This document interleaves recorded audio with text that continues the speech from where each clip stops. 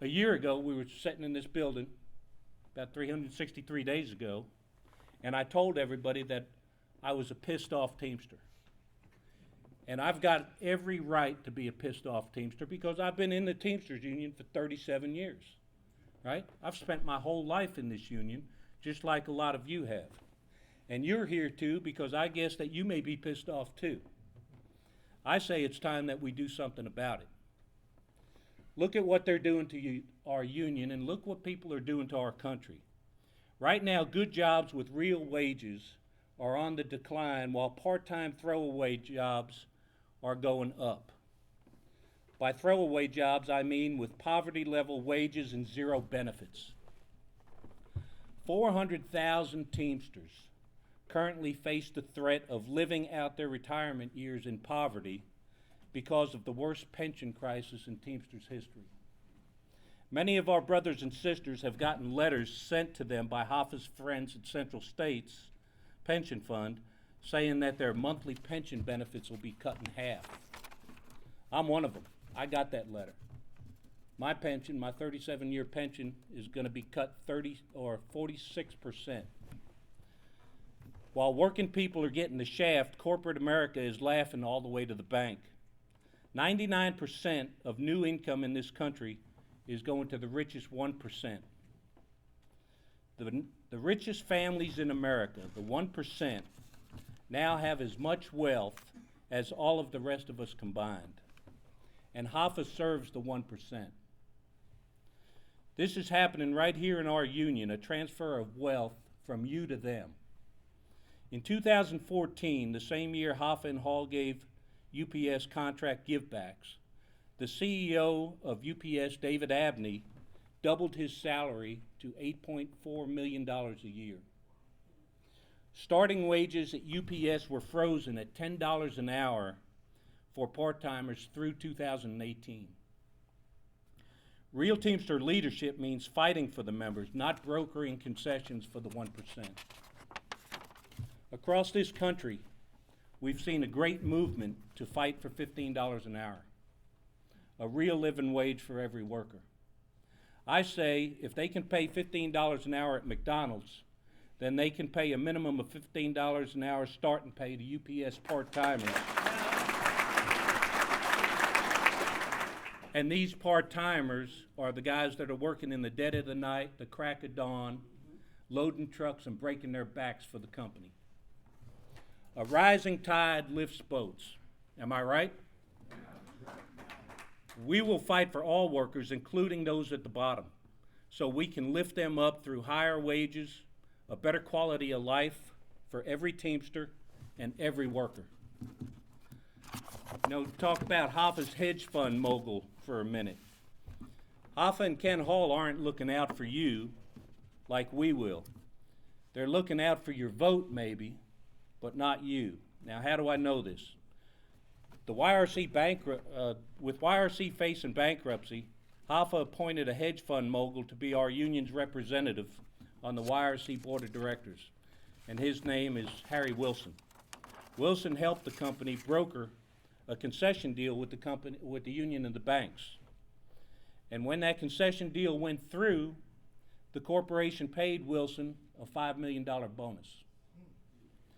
Hoffa's hedge fund buddy walks away with $5 million while 25,000 freight Teamsters walked away with 15% of their wages gone and their pensions slashed to hell. You starting to see why I'm pissed off? But that's why I'm a pissed off Teamster. At UPS, we had a chance to fight back. Corporate greed is out of control and we need to get off our heels. The UPS contract was an opportunity to take on this trend.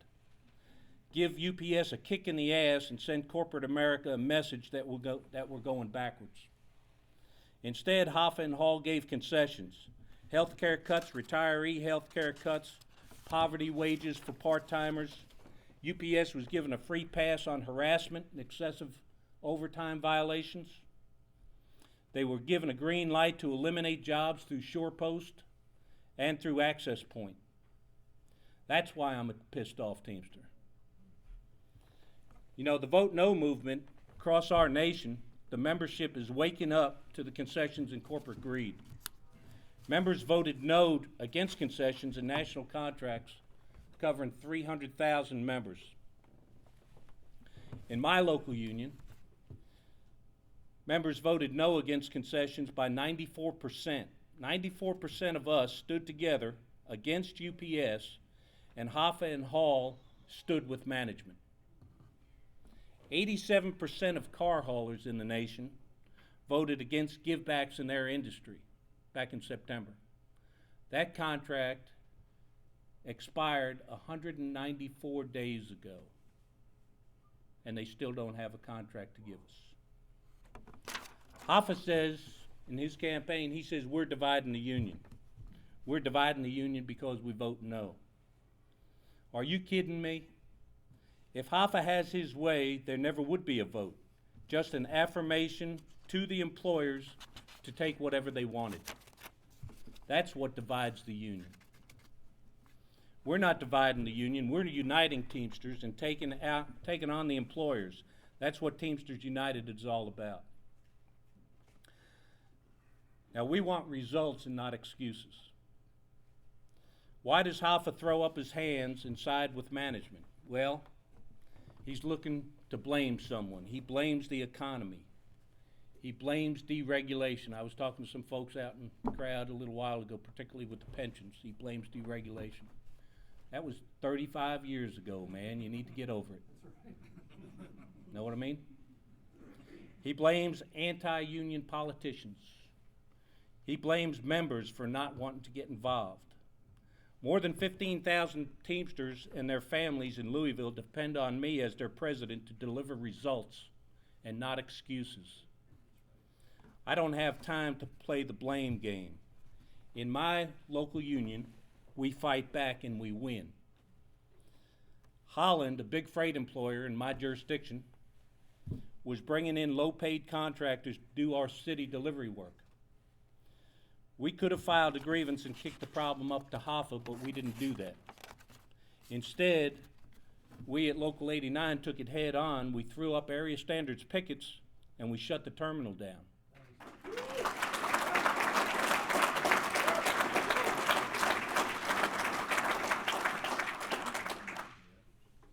That strike lasted about 34 minutes. The employer came out screaming, said that we were violating the contract, we couldn't strike, we've got a contract.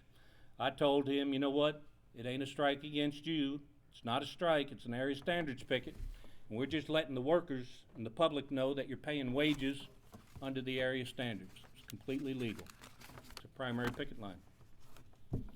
Our members were not on strike, but they could legally refuse to cross the picket line, and there wasn't a damn thing that the boss could do about it. We did it outside the box, but we did it by the book and we won. Within an hour, the subcontractors were all thrown out and the Teamsters were delivering that freight at union wages and union benefits.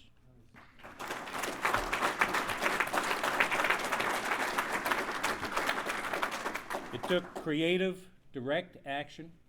It took unity, and as a result of that, we achieved victory because they've never been back. Wouldn't you like to see more of that come out of the International Union? Yes. I'll tell you what, UPS freight drivers would. We got any UPS freight drivers in here? I know we got at least one. Rodney from Detroit back there, Rodney Johnson. You know, UPS, that's the worst contract, worst freight contract that anybody could ever have.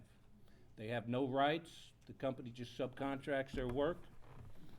You know, road drivers at UPS Freight are sitting home every day while non-union contractors take their loads away from them. Now, who in their right mind would ever negotiate or agree to a contract like that? They voted down their substandard contract, and Hoffa and Hall shoved it right down their throats. As General President, I promise you, Rodney, that I will go after them subcontractors with every tactic in the book, and there won't be no more of them out there.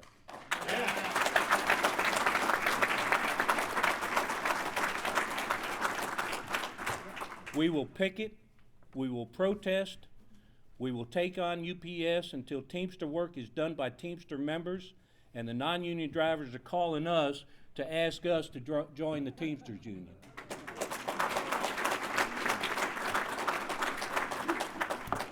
You know, we had an issue at Voith, a company in Louisville, Kentucky, and it was about subcontracting. It was car haul yard jobs, and subcontracting is just not an issue in trucking. If you've got a union card in your wallet, you've got a bullseye on your back because they want to come after you. You know, they came gunning for Teamsters in Louisville, and the difference is that we fired right back on them. Ford Motor Company came into town and they said, why should we pay Teamster car haul yard workers $20 an hour when we can hire subcontractors to do it from $11 to $14 an hour? So they cut a dirty deal with a contractor called Voith, and they kicked all my guys to the street, 166 of them, kicked them out. But that didn't stop us. We filed NLRB charges against Voith, and then we finished the job on the picket line.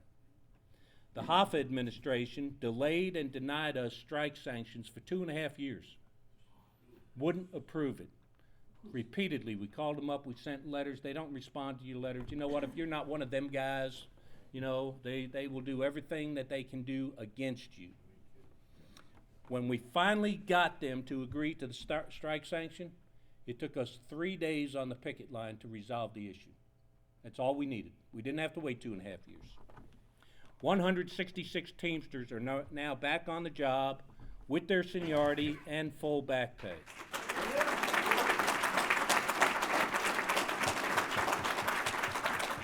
Eighty-four more workers that were hired by Voith, right, are also getting back pay for their wages and benefits that they were entitled to, and they are currently working there under the contract.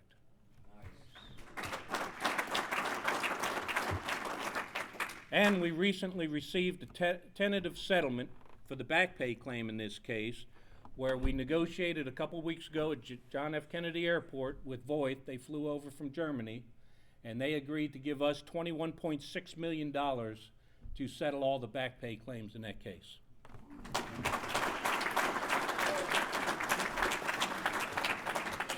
So that feels pretty good. A lot of hard work, but you know what? That's what we do. We do a lot of hard work. You know, we also have Kroger in my jurisdiction. And I truly believe that members get involved when there's leadership and a plan to win. That's what's missing from our international union. And across this country, we have a major problem with grocery employers using subcontractors to leverage concessions. Safeway will hand over trucking and warehousing operation to an outfit like C&S. And then C&S says, well, we need concessions from you, or we're going to lose the contracts and your jobs will disappear. They always try to leverage that to be able to do it cheaper. Kroger tried this stunt in Louisville, and the subcontractors came at us with concessions pitch, and I threw them out of my office. Didn't want to talk to them. And these subcontractors aren't mom and pop outfits. They're big corporations. They play hardball. They kept the workforce. They threw the contract out, and they declared themselves non-union in February of 2007, I guess it was. They knew they were violating the contract, but they didn't care.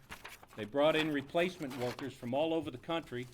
They trained them. They put them in hotels and dared us to strike them because they were going to use these replacement workers against us at Kroger, keep our guys on the street. Well, we weren't about to walk into that ambush, so we set an ambush of our own instead. We waited until Kentucky Derby week, when every hotel room in Louisville is sold out for that week at least a year in advance. Derby week came, and sure enough, the hotels kicked all the scabs to the curb. They started flying home. I struck their ass, and we got recognition and better contracts at Kroger than we had when we was working at Kroger.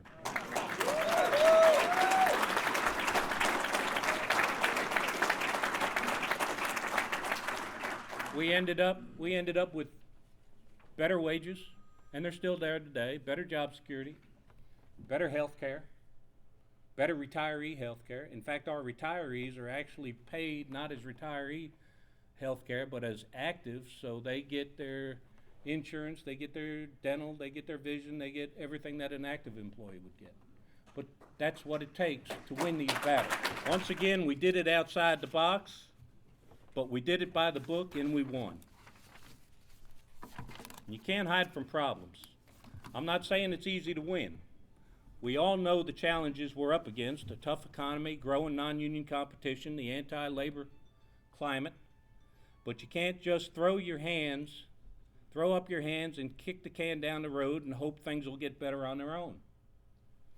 Every time the IBT cuts a deal, instead of tackling a problem, they make it harder to solve that problem the next time around.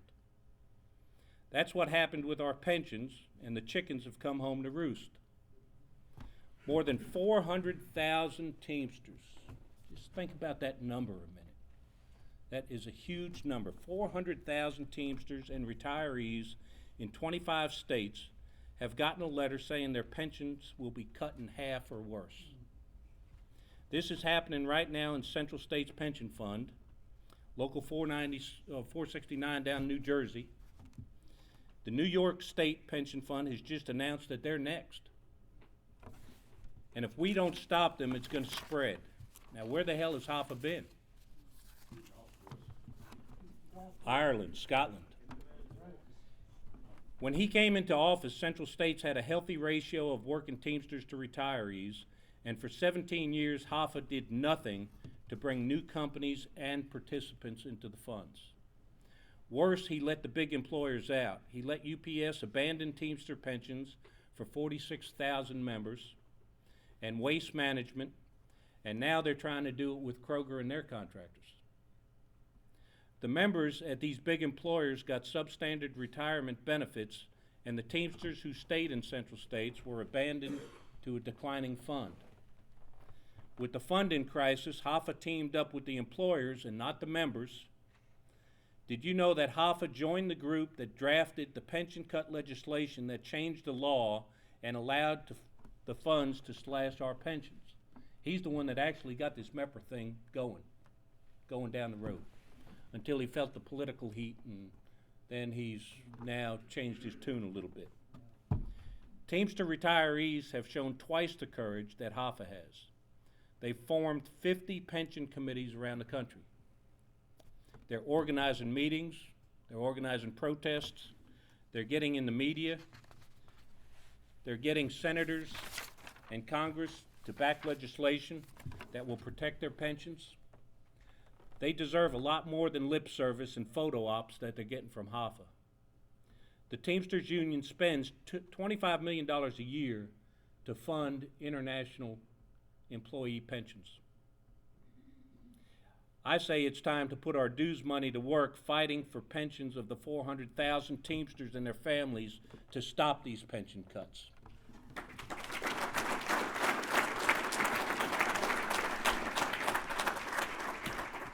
You know, being a Teamster used to be your ticket to the American dream. It meant a good job, good benefits, chance to win a decent future for your kids. And that dream is under attack. And if we're serious about defending it, we need to reinvent ourselves as a union. Business as usual is not enough. Concessions are not a strategy. They are a race to the bottom. We will end closed-door negotiations and information blackouts. Working Teamsters will have a seat at the table in every contract negotiations.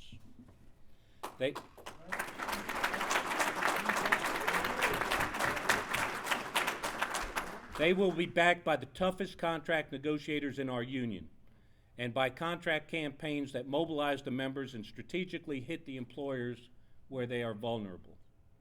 Ask Ford Motor Company in Louisville. Ask Kroger. Ask Holland. Ask UPS. They will all tell you that I know how to win a fight for my members, and I know how to win those fights.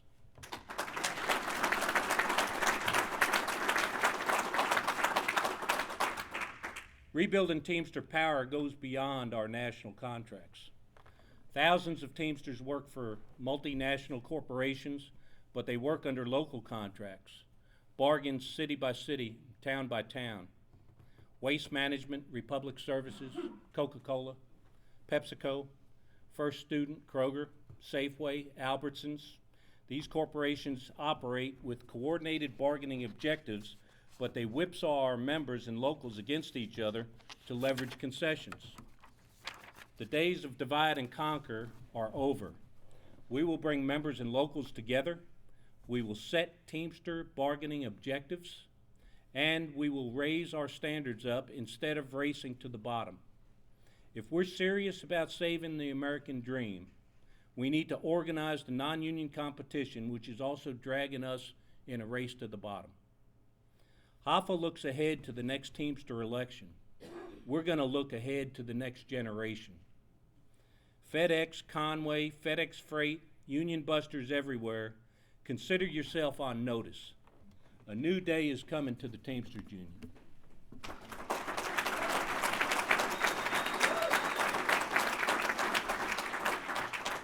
We will unleash an army of Teamster organizers everywhere and launch strategic, long-term organizing campaigns.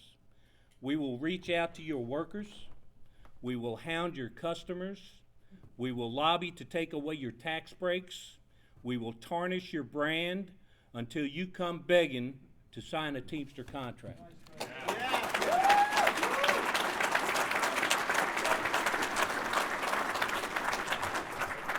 The future of our industries is union.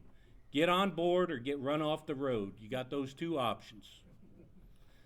Now, I want to talk a little bit about corruption because corruption is rampant in our union and it hurts every member in the union. Organizing is the lifeblood of our union, but it's hard to organize new members when you're selling out the ones that you have.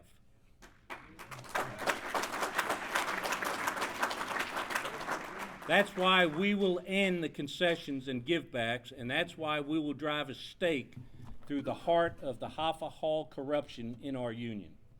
There is a direct line that runs from corruption to concessions and benefit cuts. The most powerful man that HAFA has in the West, his name is Rome Alois, just got caught taking gifts from a corporate executive and asking them for favors while he was in negotiations with them. What we're talking about, and some of you may have read the report, came out on February 10. We're talking about some of the largest employers in our union: UPS, Costco, Southern Wine Spirits, which is the largest liquor distributor in the country. 2,000 Teamsters work for Southern Wine Spirits, SWS. The IRB corruption charges, quote, emails between Rome and these corporate bosses, and it's all in page and it's all in black and white in a scathing 122-page report. Rome strong arms a local officer. His name was Larry Yaswa. He's joint council president up in Michigan or Minnesota, and gets him to settle short on a contract. The company was actually wanting to give the members more, and a company exec had told Rome to get involved in it to get them to take less.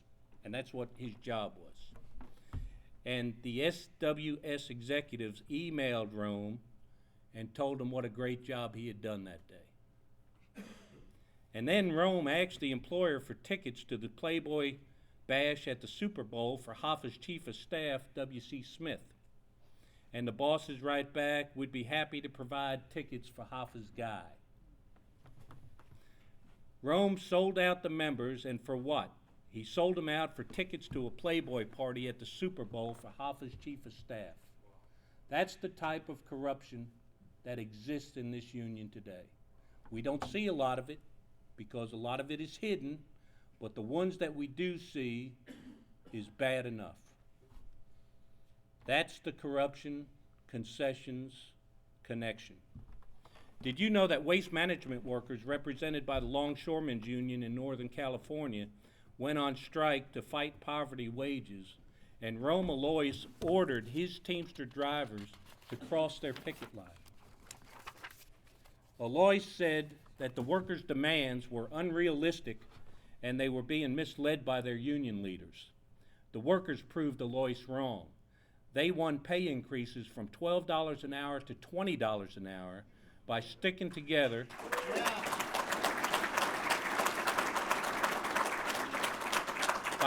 By sticking together, they stood up to the corruption concessions connection and they won.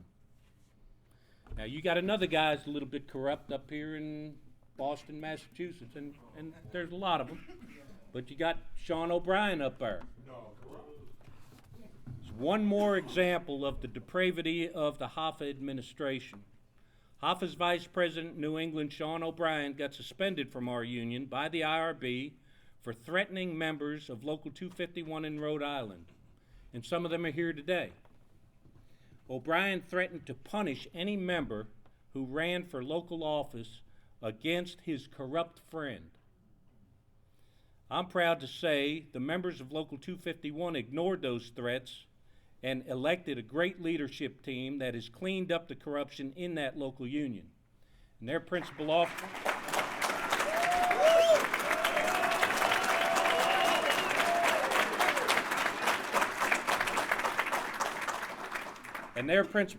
Matt Taby, is running our slate against Hoffa. That's the type of leadership that we need to clean up the corruption, get rid of it, and start taking care of the membership.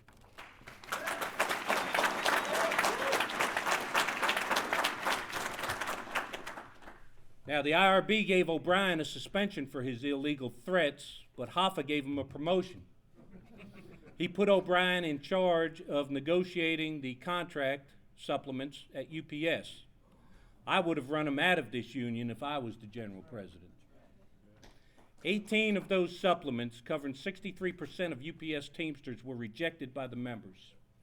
That gave our union leverage to win a better offer from the company.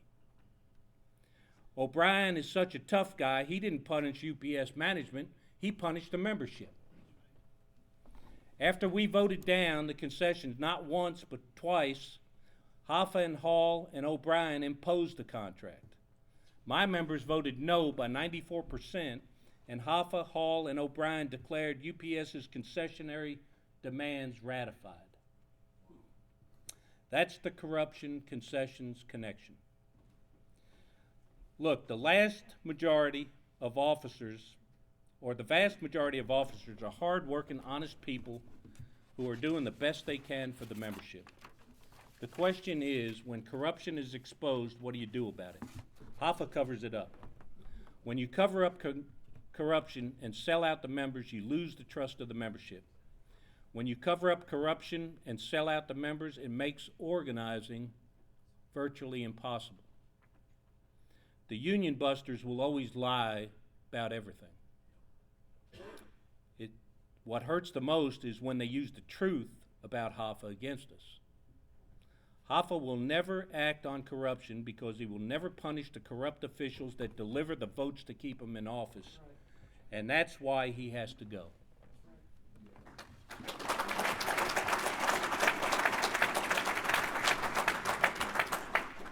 This fight, 2016 election, this fight is not about Hoffa. He's an empty suit. He's a kid pretending to be his dad because he never grew up to be his own man. Hoffa is pathetic. But he isn't the only problem. Corporate America is also a problem. Runaway corporate greed is threatening our wages, our jobs, our pensions, and our families. The Teamsters union, the labor movement, that's our break against the corporate race to the bottom. Together we can take on employers and win. But we cannot continue to fight the employers and our own international union officials at the same time. Your future is in your hands. Every Teamster will be mailed a ballot this fall, and we need more than your vote. We need your voice. Spread the word, reach out to other Teamsters. Hoffa is dependent on a low turnout, a small pool of votes that officials on his payroll can turn out for him. Your vote and your voice are the most powerful weapons you own. You can use them to make your life better, or not use them and continue down the path that we've been going for the last 17 years. We're dependent on you. Turn out the vote and we win.